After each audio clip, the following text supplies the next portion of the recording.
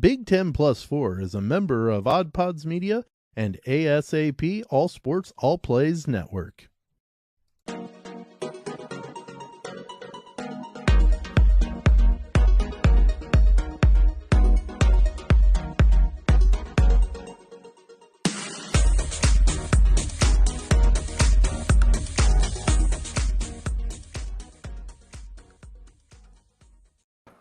Hello and welcome into another episode of Big Ten Plus 4, college sports with a Midwest perspective, blue collar and blue blood. I'm Dalton Shetler, Tony Hollinsworth joining me. Sam Sprunger out today.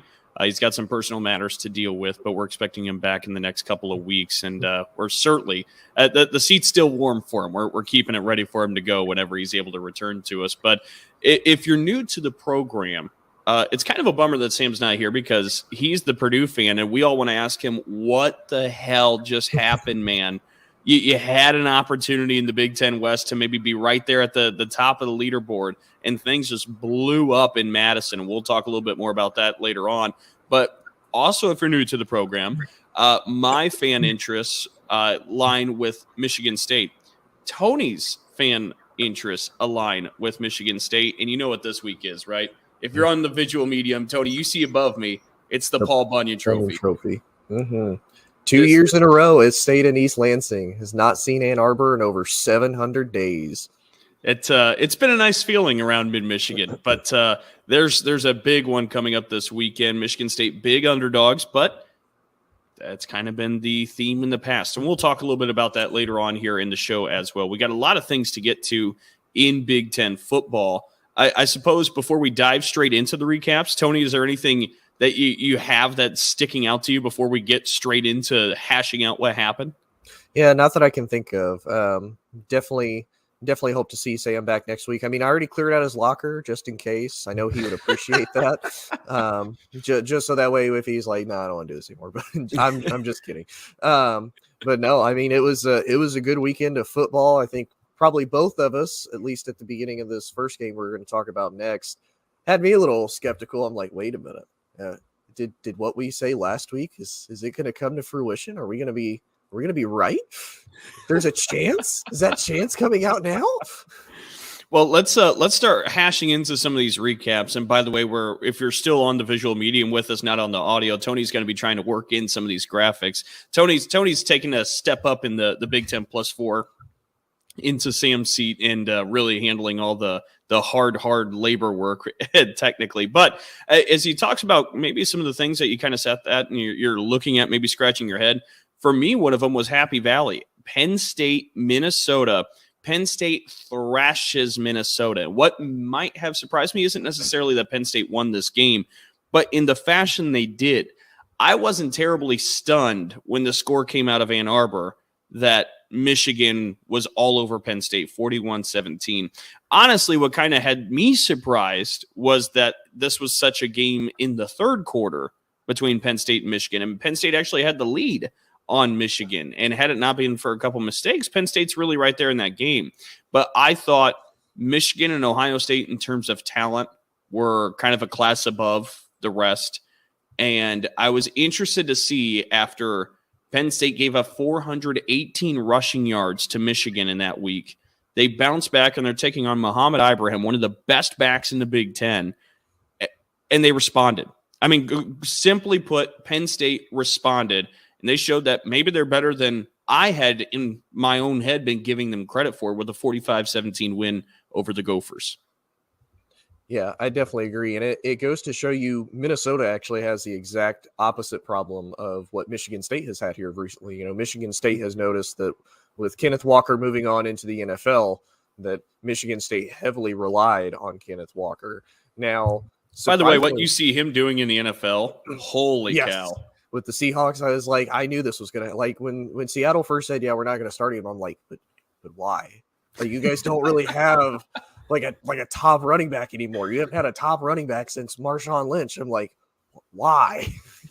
People are about to learn. People are already learning, but this was one that you kind of sat there and you're like, oh, the world's just going to be introduced to how special this guy is, like little by little. And we're getting farther in that stage now. Exactly. But honestly, for me, probably the biggest takeaway from this was just the fact that, Minnesota had, Ibrahim in the game. He rushed for over 100 yards, which is fantastic. But the passing game without Tanner Morgan, that to me is what really stuck out the most of, obviously Ibrahim kind of helps drive the team. I think he takes a lot of pressure off of Morgan. I think Morgan is one of those, he's a very good game manager. I don't know if he could push you down the field. I don't know if he can, be the guy in the 2-minute drive as far as like the clutchness in him. But looking at what Athan Kalikmanis, I can't help you on this one. I'm sorry. I don't know either. That looks like a very like Greek Mediterranean name. I don't know. 9 of 22 for 175 yards, a touchdown and a pick. Like it's just awful for Minnesota. And it's kind of sad to see Minnesota drop 3 in a row now, isn't it? I believe so. 3 or 4. Yeah, 3 in a row. I think they're 4-3. 3 in a row. You are correct. Yep. Yeah, 4-3. So to go from being undefeated, I know personally it hurts because they were my pick to win the West. That's still a possibility because it's the West. It is still there. I can still hope. But the fact that they've just dropped so far, and a lot of it has been due to injuries, but I kind of wonder, Dalton, what's your thought? What else do you think it could be? With Minnesota, I think a lot of it is injuries because we talk about Tanner Morgan. You make a great point there. Mohamed Ibrahim's been dealing with injuries. He finally had been back, but it does seem like a group that's not completely healthy. But in some of the conversations with folks around the Minnesota program, I talked with Daryl Thompson just a few weeks back. I think actually it was a week ago. But, of course, Minnesota running back legend. I mean, he's the all-time yardage leader in Gopher football history, was the touchdown leading Gopher all-time until Mohamed Ibrahim broke that rushing record this year. But I think he thinks it's a little bit of a mentality thing, a little bit of a mindset thing. You got to 4-0, you start reading the press clippings a little bit, you get a little fat and sassy, and complacency starts to kick in a little bit. So I think there's some immeasurables that are maybe happening there in Minnesota that we can't quite evaluate just by like going through the box scores. Mm-hmm. But I do think health is a big part of it. I mean, that game I think looks different if Tanner Morgan's playing. I don't think Minnesota wins, but I think it looks different. But yeah, I think between health and maybe there's something going on upstairs in Minneapolis, it's just not quite allowing them to continue to surface and row the boat the way that they did at the beginning of the year. Yeah, and it is kind of surprising too with Sean Clifford. He seems to be one of these quarterbacks when the pressure is kind of there, but not really. Like this is a game, obviously, Penn State had to win if they wanted to be in any type of contention for the East still and, compete for the title. The fact that he does so well in some of these games like this, but if you look at the Michigan game, he struggled. He might potentially struggle against this Ohio State defense that he's about to face. And, he was 23 of 31, 295, 4 touchdowns and a pick this week against a pretty good Minnesota defense. So, you kind of wonder, when does Sean Clifford take that next step into becoming, the quarterback that really Penn State needs? Because I know we talked about it either last week or a couple weeks ago, probably a couple weeks ago when Penn State lost to Michigan. They struggled against top 10 teams. The last top 10 team they beat, ironically, was number 2 ranked Ohio State back in 2016. So it's been a long time since Penn State has been able to say, hey, we can compete with the best. See, and you kind of evaluate or talk about Sean Clifford there for a moment. It's fascinating because during this week's press conference, James Franklin had mentioned that he's the Big Ten Offensive Player of the Week. And he kind of read it out like our Big Ten Offensive Player of the Week, Sean Clifford, and he just paused and stared at the cameras, like for all the media members, like, yeah, Sean Clifford's our guy. Sean Clifford's the real deal. And you kind of talk about like, when does Sean Clifford?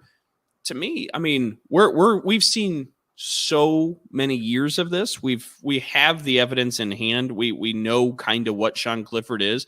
And the truth is, at times he's a very, very, very good quarterback. Mm-hmm. And there's going to be times where he has some bad moments. Like, it is a roller coaster, and I don't think you show up knowing what Sean Clifford's going to give you any given Saturday. So I think we can chalk it up as it's a really good quarterback, but maybe an inconsistent quarterback there at Penn State. And that's fine. But I think that's what Sean Clifford is. And I think you just pray that, like, when you have number 2 Ohio State coming to town this weekend, like we'll talk about it a little bit, you get the really, really good Sean Clifford. And I think that's really kind of what you look for there. But you kind of mentioned the mess that the Big Ten West is, and I do want to talk more and more. I could talk all show about what the Big Ten West is, but this race got a little bit more interesting because Purdue went up to Madison, Wisconsin, and just got the brakes beat off them. The Badgers get the win in this one. We get the final score pulled up here because this was a bloodbath for the Badgers. Also was the first home win under interim head coach Jim Leonhard there at Wisconsin. But Wisconsin wins it 35-24. And honestly, if it was 14 points in the fourth by Purdue, it was 35-10 through 3 quarters. So, I mean, this was something that just maybe you could have seen Wisconsin winning, but the Boilers falling apart like that, I don't think was predictable beforehand. No, I don't think so either. And again, it's sad, and I don't know how much of this is kind of garbage time stats because I wasn't able to see the game, unfortunately. But I mean, Aiden O'Connell, 320 yards passing, but he threw 3 picks and a touchdown. Where on the other hand, Graham Mertz played pretty much as well as you could ask him to. 13-21, 200 yards and 2 touchdowns. I mean, the running game was a little bit better for Wisconsin. Braylon Allen had 113 yards and a tutty. Isaiah Grindo had 72 yards and a touchdown. So it's one of those. I kind of wonder if this still isn't and I'm looking at it. No, it's not even a penalty thing. I thought this might be like Purdue just beat themselves again, but Wisconsin had more penalties. They had 9 for 82 yards to Purdue's 4 for 40, and Purdue possessed the ball for 35 minutes of the game. So I'm looking at it. I'm just gonna have to put this one on Aiden O'Connell. I mean, three interceptions, turnovers, puts your team in a very bad spot to potentially do anything. And yeah, kind of like you mentioned, the fact that this is the first win for the interim head coach, which is great for Badgers fans. It is kind of sad because I know we talked about it last week. We kind of had Illinois and Purdue solidified as our 1 and 2 seeds in the West to battle out for the championship. Now that's probably still the case. They're probably still going to be the best 2, but it does make you wonder.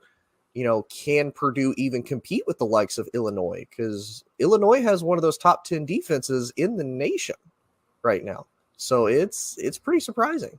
And one of the top running backs and rushing attacks in the country as well. I mean, we went from talking about 5 teams when we started this season winning the West. We talked about Wisconsin. We talked about Iowa.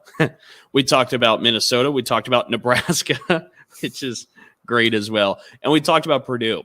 We said we believe those are the 5 that'll compete for the division, and you can just leave Illinois and Northwestern out. And 5 contenders before the year is a ridiculous number. I mean, it really, truly is. But Illinois has submerged, and all of a sudden, I think it becomes very hard to make a case for anybody else in the West besides Illinois. And that, to me, is fascinating. And I also think that cuts a little deeper than maybe what Sam's willing to admit when Sam's usually here. Because how many more opportunities, especially when realignment comes in a couple of years, when you add in USC and UCLA, how many more opportunities are the Boilermakers going to have to win the Big Ten? I mean, not seriously. Many. Yeah, not especially when you look at how USC has started the year. They had the one drop off to Utah, but a lot of people kind of expected that because, I mean, it was Utah at home. Utah, I think, was like 15-2 since like 2017 of being extremely good at home. But we kind of already seen really overall through the Pac-12 this year how much they're like, oh no, we're still a relevant conference. Don't get rid of us yet. Don't turn us into the Mountain Western Conference. We're still here. But just the fact that all of the that USC is doing all of this, and you look at Caleb Williams, I didn't realize this till I looked at his stats. He's right up there for a Heisman opportunity. Because I mean, what Lincoln Riley is doing with him is fantastic. So you're right. I mean, I'm assuming you probably saw it before I did, But they did mention how they're not going to get rid of divisions yet or next year. They won't get rid of divisions until USC and UCLA come into conference in 2024. Right. So you're right. This year and next year is really kind of your last chance. After that, looking at where it stands right now, it's more than likely you're gonna have to face Ohio State. You're gonna have to face Michigan. Penn State and Michigan State kind of thrown in there as well. And then after that, it's just going to be a free-for-all for the number 5 spot in the Big Ten. Yeah, and because that's the thing, too. Like, honestly, even without USC and UCLA coming to the Big Ten, if Ohio State and Michigan, or Ohio State, Penn State, or at times Ohio State, Michigan State, if those were in 2 separate divisions, like, nobody else really has a shot. Like, yep. Purdue has a chance right now. Illinois has a chance right now, and it's fun to see. Like, don't get me wrong. I enjoy the Big Ten West. I enjoy the competition here in the middle ground of kind of competition across the country. But if these divisions were realigned right now, Purdue doesn't sniff it. Like, Ohio State and Michigan right now at this point in time are playing on such a different level. Nobody can play with them. And like, look, a point example being, okay, say Illinois wins the West. They can roll into Indianapolis and they take on either Ohio State or Michigan, whoever wins that last game in Columbus. That's a blood. Like, no, the spread will be 3 touchdowns, 2 to 3 touchdowns. Like, nobody actually believes the West has that kind of skill. So again, to my point, if you're Jeff Brom and the Boilers, you quickly have to pick yourself up, because this is kind of the last ride in terms of hoping for any kind of divisional championship or any kind of success like that this year and next. Because if these divisions, and I don't know how they get realigned when you add in these 2 new institutions, but if they get a equal or balanced amount of talent on both sides, forget about it. Like, this is it. So I'm curious to see how that goes, because I do believe Purdue's got a bye week this week too. So maybe they're able to recollect themselves a little bit over the bye and see what they're able to do in November, because the schedule's there, but they have to take advantage of it. And they still have a game against Illinois. Yep. So as you're going to say, so after this bye week, they host Iowa, then they go to Champaign. And really, to me, that Champaign matchup, that is for the Big Ten West, in my opinion. Agreed. Because at that point, even if Illinois just loses to Michigan, they still have a better record than Purdue does, both in conference and overall. So really, yeah, this is a must win for Purdue on November 12th against the Illini. And then they host Northwestern, and then they go to Indiana, of course, on the 26th to finish out the season. So yeah, I agree with you. It's one of those, when you look at everybody they're going to bring in, because I've even kind of sit around with it like, well, maybe if they do kind of try to keep the East-West thing, like, I could honestly see Purdue, them looking at them and be like, well, you're in Indiana, welcome to the East. And, really at that point, who do you want to pick between Northwestern and Illinois to also come to the East, and then USC and UCLA can just take the West, like, and then boom, here you go. So you just mentioned Purdue's schedule. Iowa, Illinois, Northwestern, Indiana. Those are 4 winnable games.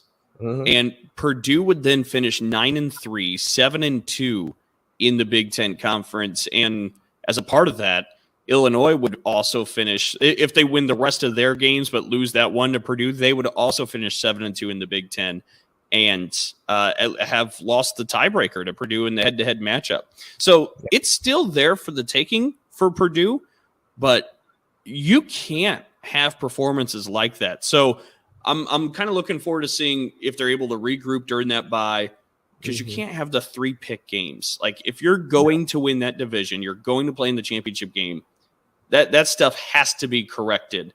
And honestly, Purdue might look back at the end of this year and just say, wow, we just shot ourselves in the foot too many times to take advantage of maybe our last ride. When you think of Penn State, when you think of Syracuse, when you think of this Wisconsin game with 3 interceptions. So I'm curious to see how that ends up playing out. But Tony, I since we're talking about the Big Ten West, I was saving this for maybe later.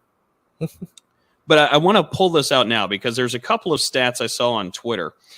Tony, are you aware that it's possible to have a 7-way tie in the Big Ten West? I would assume that Iowa, Northwestern, and what's the other? There's like 3 teams right now that are only like technically 2 games back in the West. I'm assuming if they technically win out, because I don't think they play each other anymore at this point, then it is technically possible they could all finish that way, right? Yeah, so I'm going to try pulling up right now exactly what the scenarios have to be. Here it is. And this is by our fine folks over at Sickos Committee on Twitter, who I've been a pretty big fan of for some time now. But it's very possible to have a 7-way tie. Well, I shouldn't say very possible, but it's possible to have a 7-way tie for the Big Ten West. For Iowa would have to beat Northwestern, beat Purdue, lose to Wisconsin, lose to Minnesota, beat Nebraska. Who was the other team you were curious about? I know Northwestern is 1-6. They've lost like 6 in a row since beating Nebraska in Ireland. So Northwestern would have to lose to Iowa, lose to Ohio State, which done. Beat Minnesota, Purdue, and Illinois. So in this scenario, all the 7 teams in the Big Ten West would finish 4 and 5. Mm-hmm. And Northwestern wouldn't go to the Big Ten championship game because they would have the best in-division record. So we still stand where we could have a 7-way tie for the Big Ten West, and Northwestern could still make their way back to Indianapolis. Wow. I can't think of a more beautiful cherry on top for the Big Ten 2022 season than for Northwestern to rise from the ashes at 4 and 5 and make their way back to Indianapolis once again. And it just to kind of take it a step further, Arbitrary Analytics tweeted in, and they wrote, there are currently 1,048,576 combinations for the remaining Big Ten West games and how they could play out. Okay. Wow. 166 of those feature a 7-way tie at 4 conference wins each. So it's a very small chance, but it's very possible. So again, you're saying there's a chance. Yes. Which at this point, this is what I'm rooting for. I want a 4 and 5 7-way tie in the Big Ten West. And as we talked about, it's kind of the final ride of this division. What a more beautiful, scenic, storybook ending than 7 teams tying below 500 for that division's mantle. I mean, that's just, it's art. It really is. Oh, yeah. And it would epitomize what we've talked about with the West all year of every time we have a clear-cut definitive favorite, they drop the ball literally and, metaphorically. And then somebody else just decides, you know what, we're going to be in the West now. Like Illinois, like you said at the beginning, we immediately wrote off Northwestern Illinois. Like there's no possible way. And then we're sitting here, 7 games into the season, over halfway, and Illinois is sitting right now. It's the number 1 seed for the Big Ten West right now. Well, and you're right. We wrote off Illinois, and look what they're showing. If this plays out, we shouldn't be writing Northwestern off. No. Or Nebraska. Your pick is still alive, buddy. But that is something else. I kind of want one of the interim coaches to win this division. I really don't know what to think of this division anymore. And this is just a nice little frame of what exactly the Big Ten West is. Talk about the Big Ten West. Let's go ahead and take our first break. When we come back with the second quarter, we still have one more game from this past weekend we want to get to and kind of take a look at those 2 programs. All right, into the second quarter. The other game we haven't touched on yet, Iowa and Ohio State. And you might be looking at the score saying, why are we spending time on this one? But 54-10, the Buckeyes beat the Hawkeyes. Ohio State goes against a good defense, and I think that's fair to say. I think we can poke all the fun at Iowa we want, but I do believe we're looking at a really good defense, and I think there's evidence of that if you're watching these games. But Ohio State's able to overcome against this good defense. Iowa still looks pretty inept, and I really don't know what to make of the Hawkeyes moving forward because you're seeing some of the interview clips come out, the Q&As at their press conferences. where Kirk Ferentz says he feels like he's being interrogated by the media over certain questions they have about maybe the family tree there in the coaching office in Iowa City and some different things. What do you make of what we're seeing here? I mean, it's one of those. I don't know really why Kurt is surprised by this. Like, you had a top defense, and Iowa started out the game hot. Ohio State gets the early takeaway. They're only able to go up 3, and you're like, whoa, okay, defense stood up a little bit. Then they sack C.J. Stroud, sack fumble, and then they recover it and run it in for the touchdown. Before you know it, it's 7-3 Iowa. And I'm sitting here and I'm like, wait a minute. Are we that 4.5%? Is that about to grow? Are we about to see an upset right now? Is Iowa be like, no, we'll be fine. We'll be fine. But after that, everything just went downhill. They were only able to do just well enough to kick another field goal. Between your two quarterbacks, which I still don't understand why Kirk Ferentz did this, of putting in Alex Padilla, benching Spitzer Petras, when both quarterbacks, they never had a chance. Combined, they went 11-24, 81 yards, 0 touchdowns, 3 interceptions. Oh, and by the way, you only rushed for 77 yards. You had a grand total of 158 total yards of offense to a team that really, I know looking at it from the score perspective, it was 26-10 going into halftime. That was a lot closer than people thought. It's like, okay, it's only a 2-possession game. Like this could very well be a chance. But the Iowa offense just continues to hemorrhage and continues to be just abysmally bad.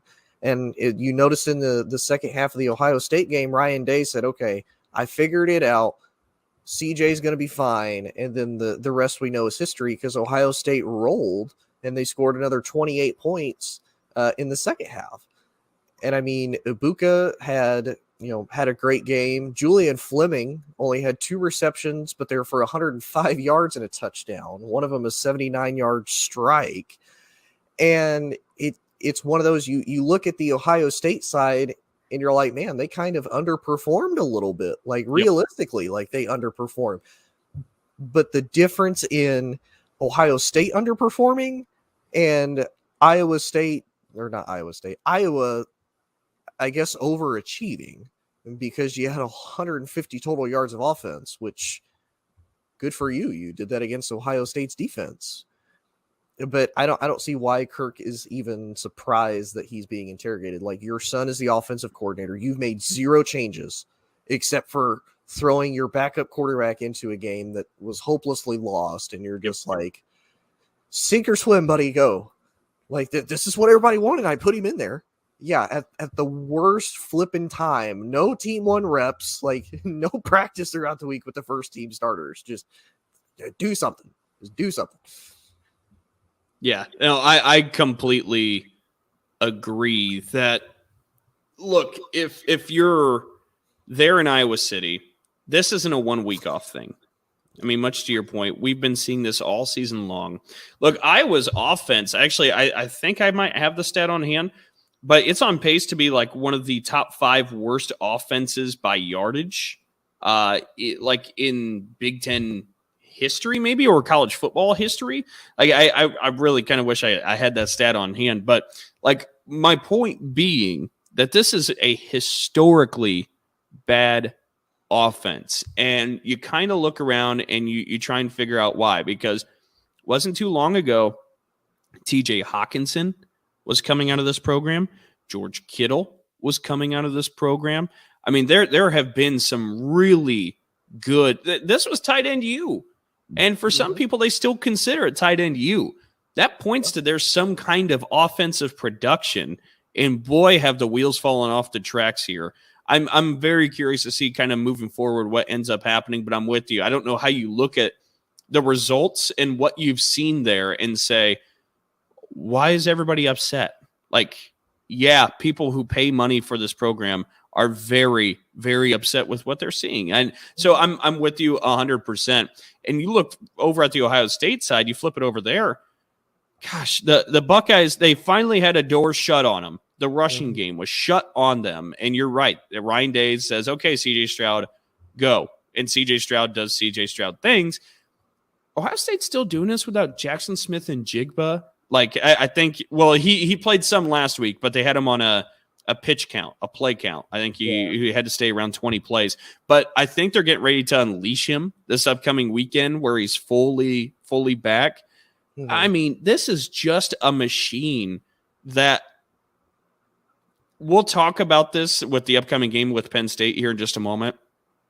But I don't see there's only one way I see this not winning the Big Ten championship, and it's the last week in November when they host Michigan.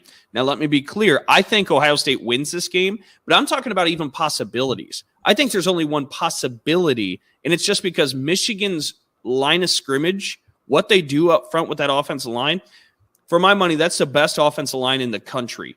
And Jim Harbaugh has really taken the clock handle and wind up back to Stanford days and even his 49ers days where he said, look, I'm going to put some hogs up front. We're going to get ugly with you. We're going to push you around. We're going to own the trenches. And that's what they've done this year. That's kind of what they did against Ohio State last year when Hassan Haskins ran for 5 touchdowns in that game. So my point is, unless Michigan's offensive line is able to bully Ohio State, like that's the only contingency I see that Ohio State doesn't win the Big Ten championship. Like, we're talking about a very specific one matchup in these 5 games, or else Ohio State's cakewalk into it again. Yeah. And I mean, like you said, Jackson Smith and Jigba, they kind of had him on a limited number of plays that he would be playing.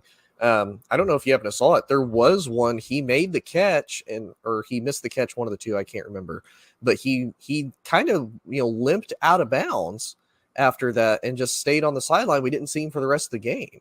So there's a lot of talk. Maybe he retweaked the hamstring. And like you said, we'll get into it a little bit later. And there is a lot of chatter. Ryan Day said during his press conference, he confirmed that it wasn't the injury. So if you take him for his word, then we have confirmation. Yeah. And apparently he is cleared to play. So he's supposed to play against Penn State. And obviously we'll dive a little bit deeper into that.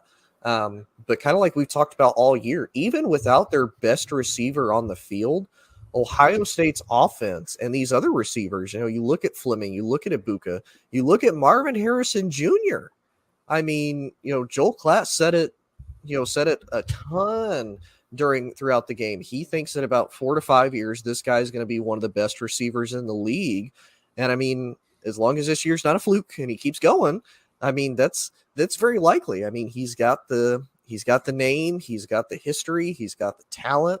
He's only a sophomore right now, so we could potentially see him for 1 more year, maybe even 2 in the Buckeyes. So I mean, it's very, very possible. And I mean, he's got almost 600 yards receiving. He's at 598 and 10 touchdowns. He averages about 15.7 yards a catch.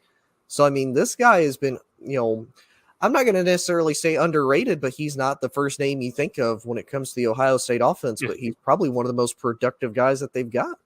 And that dude just makes NFL plays. Yes. I mean, the catches where he's able to get both feet down, like he just makes Sunday plays. Or what the NFL nowadays, Thursday, Sunday, Monday, whatever days you want to attribute to NFL games. But the point being, like, I mean, he's pro ready. I mean, and it's kind of unfair to throw him out there against other 18 to 20 some year olds who are like doing calculus classes during the week and then trying to guard an NFL receiver because he's just that much better than they are.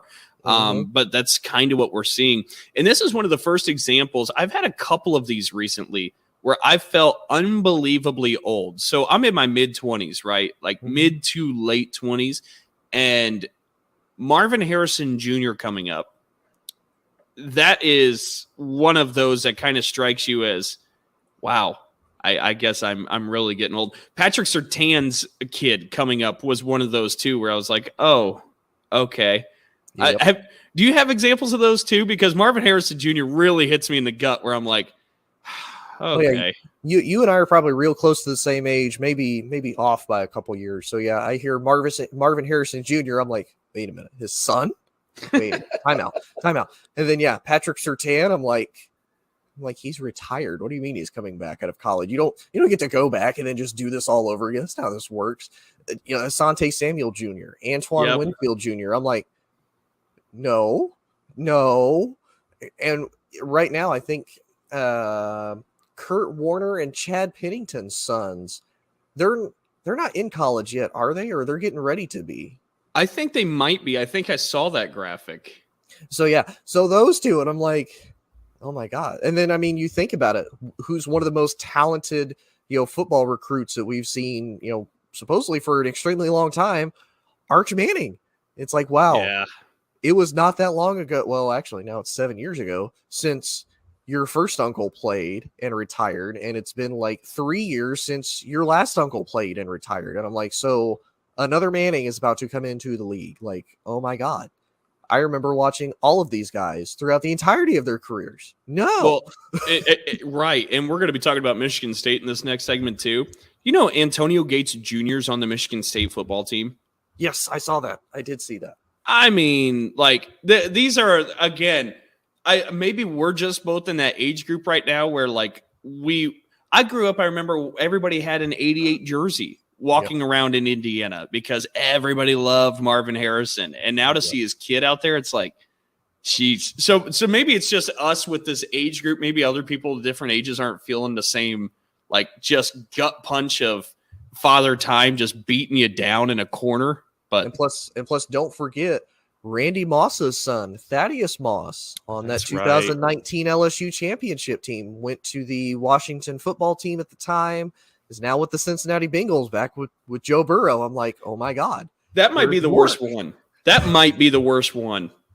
I'm not going to lie to you. He's already in the pros. His like third year in the pros. Oh my God. Yeah, that's the worst one. He went undrafted after that championship team. I was like, what? What? All right, we're going to try recollecting ourselves. We're going to take a halftime break. We'll be back to preview this weekend's action after this. You are listening to Big Ten Plus 4, hosted on Anchor and StreamYard.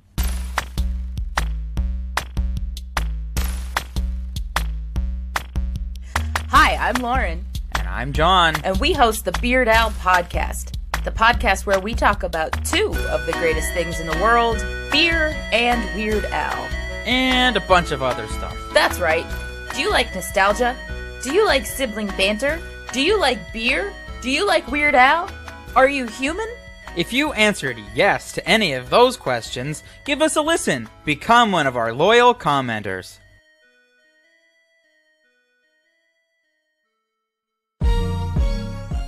Hey, you there.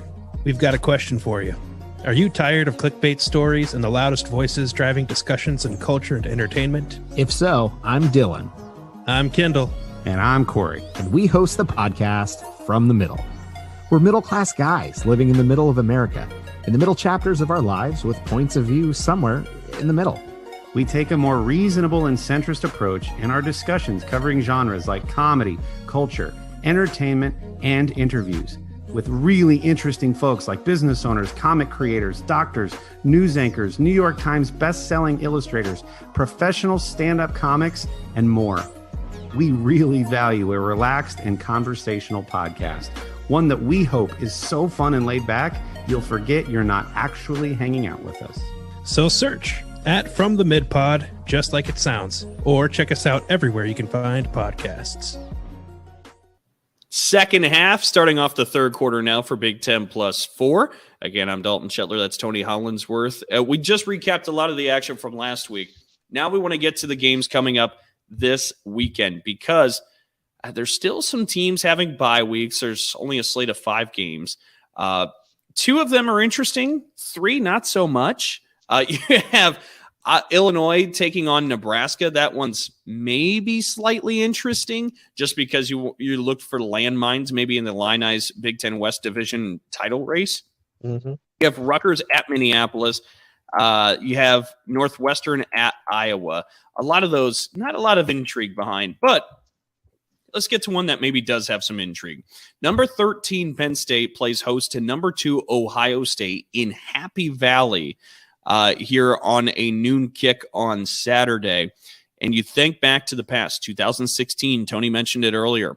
Penn State blocks a field goal, returns it for a touchdown. They knock off number 2, Ohio State. In 2017, Ohio State has to score a touchdown in the last couple of minutes to come from behind and beat Penn State. 2018, same story. A late comeback from the boys in Columbus, Ohio State. They end up getting the win at Penn State in 18 as well. Since then, the series has maybe gotten a little bit more lopsided. But the point being, as Ohio State's been on this dynasty run throughout the last handful plus years, maybe Penn State's been the program that's challenged them more than anybody else. Everybody's had moments. Michigan State beat them in 15. Iowa beat them in 17. Purdue beat them in 18. Michigan beat them last year. But in terms of consistent competitiveness, Penn State might be that team. Tony, are you cooking up what I just brewed there? Are you smelling that? Are you taking that in? Or are you still just going with Ohio State? I'm still going to go with Ohio State, kind of like we talked about earlier. Which version of Sean Clifford are we going to get? Are we going to get the, fifth-year senior quarterback that statistically is having one of his best years? He's thrown 13 touchdowns to 3 interceptions. Currently, that's a career low for him as far as years go for interceptions, but there's still a lot of football to be played left in the season, so that may or may not change. I think his highest is like 9 interceptions in a year. His lowest is like 7. So I'm like, okay, maybe there's still a possibility. I mean, I know I sent you guys the graphic. What was it? They got trounced by Michigan, beat Minnesota, and then turn around and, hosting Ohio State again. And last time they did that, Ohio State was ranked number 2. It was in Beaver Stadium, and Penn State took away the win with a blocked field goal, ran it back for a touchdown, and the rest we know is history. To me, though, this is a better Ohio State team than that team back in 2016. Like by far, hands down. CJ Stroud is better. You have Njigba, you have Ibuka, you have Marvin Harrison Jr., you have Travion Henderson. And this Ohio State defense, I mean, they've gotten significantly better. The only defense that numbers-wise has proved a better improvement than them is, ironically enough, Illinois' defense. I think Ohio State is like 122 yards a game better than what they were last year, and I think Illinois is like right there, maybe like half a yard more or something like that. I can't remember the exact number off the top of my head. But until Penn State kind of proves it to me otherwise, I'm going to go with Ohio State. I say that a lot just because of the Michigan game. Like, they kept Michigan really close, and I know Sean Clifford got hurt midway through. So, I mean, there is a chance, but kind of the same way with Michigan. Michigan's like, no, we're going to do halftime adjustments. We'll be fine. Ohio State's going to do the exact same thing. If I present my concern checklist one by one, let's see if any of these scare you at all, or you just stay confident through these concerns. Okay. Ohio State's only played one road game. This will be their second, and it's going to be at Happy Valley in a big-time Big Ten stadium. Any concern there, how that fares? I mean, a little bit, because you do have to look at it. At the end of the day, this is a conference rivalry. They're in the same division. They face each other every single year. They have since the 1990s when Penn State first joined the Big Ten. So, I mean, they know each other. The potential is always there. Like, even as we joked last week, they gave Iowa, a 4.5% chance. It's like, well, they are in the Big Ten. Ohio State hadn't technically beaten them since 2013. So it's like there is a chance that the upset could be there. Again, I mean, top to bottom, and I really do like Penn State's secondary. I think their secondary is very good, probably one of the best in the Big Ten. I still trust Ohio State's offense more, and honestly, this might be one of those where really all their defense has to do is just, stifle and really aggravate Sean Clifford in order to take home the victory. Well, aggravating is what that Ohio State defense does. As many of the coaches around the Big Ten say, they like to create chaos. That's the difference with Jim Knowles and a defensive coordinator. They fly around and they're constantly just aggressive, and it's a big difference in what they were last year. So that's what a lot of coaches in the Big Ten are seeing. But you kind of hit the second concern of mine. If you're looking at matchups, Penn State, not just one of the best secondaries in the Big Ten, one of the best in the country, going against maybe the best wide receiving unit in the country. Any concern about that matchup, or are you still confident through? I'm still pretty confident through. Like I said, I like their secondary, but to be fair, they haven't really faced an offense like Ohio State. Like, Michigan's bread and butter is not passing the ball. Like, it's just run it down your throat. Like, it's very old school, run the ball, ground and pound, and then suffocating defense. Like, that's Michigan's whole entire goal to winning, is just that. So it's like, yeah, Ohio State's gonna be like, no. Let me just throw this ball real quick. You'll be fine. The third concern on the checklist, because you're right, you've led me to each bullet point here. Michigan does ground and pound, and they ground and pounded for 418 yards against the Penn State defense. You're looking at an Ohio State offense who ran for, 60-some yards against Iowa? Like 60, 70. It was like 10 yards less than what Iowa was able to run on them. So the only game where we really saw Penn State get pantsed was that Michigan game where they just got dominated in the trenches. Do you have the belief that maybe Ohio State can't replicate what just happened there, and then you get into the matchup of passing versus a passing defense? Any concern there that maybe Ohio State can't run the ball as well as Michigan did against this team? A little bit, just because I honestly think Blake Corum is a slightly better back than Travion Henderson. And that's really no shot at Henderson. I think, again, possibly a lot of that is like you alluded to earlier. Michigan has probably one of the best offensive lines in the entire country. I'll say the best. And they just absolute bully you at the line of scrimmage. So I think Ohio State can have some success.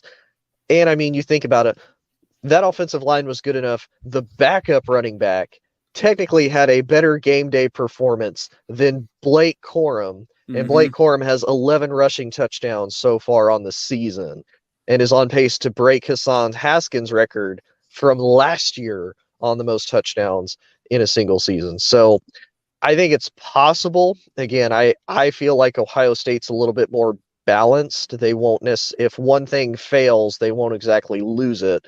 They'll probably go back to a little bit more of the passing game, which is their strength. But I feel like, to me, Ohio State's a little bit more balanced than Michigan is. So we worked through my concern checklist, and honestly, that concern checklist was just there to be the devil's advocate. I 100% think Ohio State wins this game rolling away, and I think ultimately we are lined up for the end of the season in Columbus, Michigan, Ohio State, to win the Big Ten title, because the next week really won't even compare, whether it's Illinois or Purdue that plays against the winner of that game. Like, that is the Big Ten championship game in Columbus. I think that should be a lot of fun. But let's talk about that other team, Michigan. Michigan is hosting Michigan State. As we know, this has become one of maybe the best rivalries in the Big Ten Conference. Maybe this might be, and Tony, let's get your opinion on this. This might be the best interstate rivalry in college football at this point. I know you have Auburn, Alabama, you have the Iron Bowl that's up there, but boy, this Paul Bunyan game has gotten really good.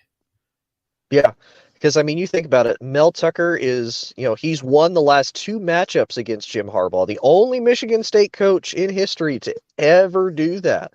And I think both times Michigan State was the underdog. Yeah, I was going to say, if you want me to jump in here, yeah. It's actually fascinating that you say that, because Jim Harbaugh has been the head coach at Michigan this is his 8th year. Mm-hmm. If you look at the previous meetings between Michigan State and Michigan, last year, Michigan was favored by 4 points. So you're right, Michigan State was the underdog. In 2020, Michigan was favored by 21.5 points. Yep. So Michigan State was the underdog there as well. So you're correct. Tucker's been the underdog both times. You go back to 2019, where Michigan won. That's the last one they won against Michigan State. Michigan entered 13.5-point favorites. So the Spartans, the dogs again. 2018, when Michigan won, the Wolverines were 6.5-point favorites heading into that one. 2017, when the Spartans won in Ann Arbor, Michigan was 10-point favorites. So again, MSU, the underdogs. That's 5 straight. Go back to 2016, Michigan was 24.5-point favorites over the Spartans, and they won by 9. So the Spartans were dogs again. And in 2015, Michigan was 7-point favorites over the Spartans. So the Michigan State's been the underdogs every single game that they've played against Jim Harbaugh in this rivalry. There hasn't been one where Michigan State has been favored in this series. Jim Harbaugh against Michigan State, 3-4. Yep. Michigan State not just is beating the spread against Michigan, they're beating Michigan. They're 4-3 in the last 7, the entire Harbaugh era, where they've been underdogs every single game. And you continue to take a look at it. Michigan State has won 10 of the last 14 where these two have lined up on the same field. So there's something different about this rivalry. And it's fascinating because you bring up the point that the Spartans will be the underdogs again, and they're going to be big underdogs here in this one. I think I saw the spread recently at 22.5. It just doesn't matter. This is one of those games, and I know that it gets old with cliches and coach speak. It doesn't matter. There's so much emotion, passion, hatred that goes into this game. It's different than the others. And whatever numbers you have that you think matter about this game, they're going to be defied by the passion that this rivalry has. And this is why this is one of the best games in college football and one of the best rivalries in all of college sports. Yeah. Yeah. And there's a lot of talk that, Jim Harbaugh, for the last really 2 years, with the exception of not being able to beat Michigan State, has completely turned around every single narrative that was thrown against him. He couldn't beat Ohio State. He finally did it. He still can't beat Michigan State. He hasn't changed that. But, there is a long time there, Michigan was losing games to people that they were supposed to win. It's like, wait a minute, Michigan, what are you doing? So they managed to, he's managed to right that ship and turn it around. So really, this is kind of Jim Harbaugh's last big test. You finally got the win against Ohio State, but can you beat the quote unquote little college brother of Michigan State, which, like you said, the last 10 of the 14 meetings, the Spartans have won. So it's not like Michigan can really sit here and hang their heads high. Like, oh, well, we've had Michigan State's. No, Michigan State has had your number. They have been the better of the two inter-Michigan teams. And what's fascinating about it is that's ever since the Mike Hart comment that you just brought up, the little brother comment that he made. That's when there's been 14 games since, and Michigan State's won 10 of those 14 games. And what I also find, terribly interesting about this is for Michigan, you're right, because they throw out the little brother comments and there's all of those things that go into this. A lot of times Michigan usually downplays this rivalry. The fan base downplays the rivalry. They just kind of, we're up here, you're down here. Desmond Howard on College Game Day says, for us, it's Ohio State and Notre Dame. We don't really think about Michigan State like that. Yep. And this year, it's different. You're hearing out of Ann Arbor. You're hearing from the fan base. They want this one. So the narrative has really changed on this game to the point where Michigan, it seems like, is maybe taking it more serious than they had in the past, which I think is fascinating. It goes to show, you go back before the D'Antonio days.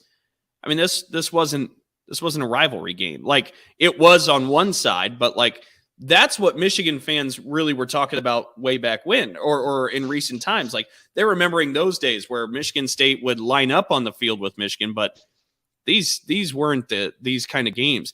But to win 10 of the last 14, I think Michigan State now has Michigan's attention. Yes, this is a real rivalry game, and embrace it, because this is one of the best in the country.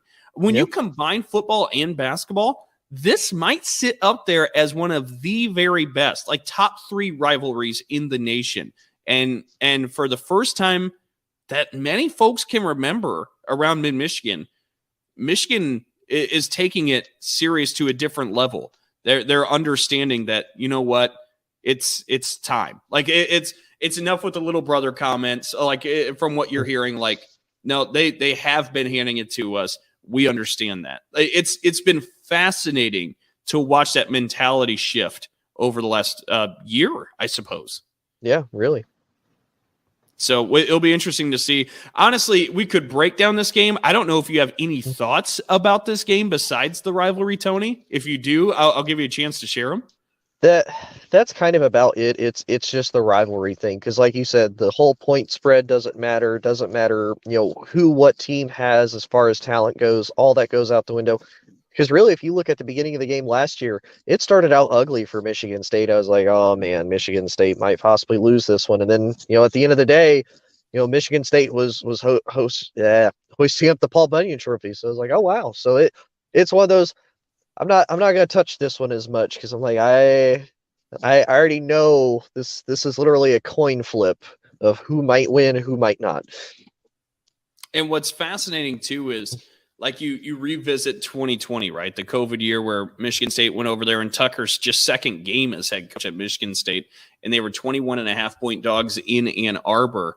And heading into that game, again, the spread 21.5. Michigan State had just came off a loss at home to Rutgers in Tucker's opener, where they had 7 turnovers.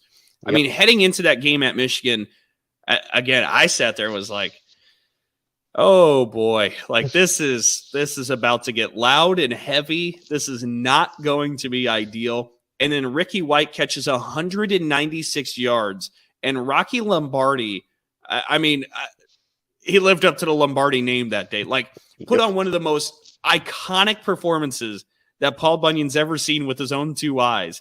And Michigan State ends up winning it. So my point being, nobody could have predicted going into that Ricky White was going to catch for nearly 2 football fields worth, that Rocky Lombardi was going to toast the Michigan secondary all game long. If Michigan State comes through and wins this game on Saturday night at Michigan, it's going to be something that we couldn't have predicted again. Yep. That's where I stand. Like, and it's possible. It's very possible in this rivalry. We go back to the beginning. Michigan State's been underdogs all 7 times they've faced Harbaugh. Make it 8 with this year.